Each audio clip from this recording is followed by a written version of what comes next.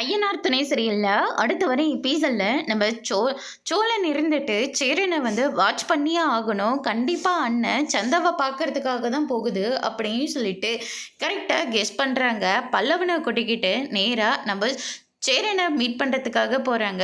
அதே மாதிரி நம்ம சேரனும் நம்ம சந்தையாவை கூட்டிக்கிட்டு சைக்கிளில் போயிட்டுருக்காரு. பாத்தியாடா இவர் ரொமான்ஸ்க்கு ஒரு அளவே இல்லாமல் போயிடுச்சு. பாத்தியா இப்படி சைக்கிளில் உட்கார வச்சு கூட்டிக்கிட்டு போகிறாரு. இவங்களை இப்படியே விட்டால் சரியாக வராது.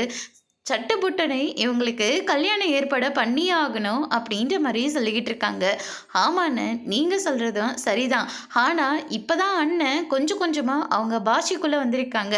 அவங்களும் நம்ம தமிழ் மொழியை கற்றுக்கிட்டு இருக்காங்க. கூடிய சீக்கிரமாகவே இவங்க ரெண்டு பேர்த்துக்கும் கெட்டி மேலே அடிச்சிட வேண்டியதான் அப்படின்னு சொல்லிட்டு பல்லவன் வந்து சொல்லிக்கிட்டு இருக்காங்க. அதுக்கு அடுத்ததாக வீட்டில் சோழன் இருந்தான்.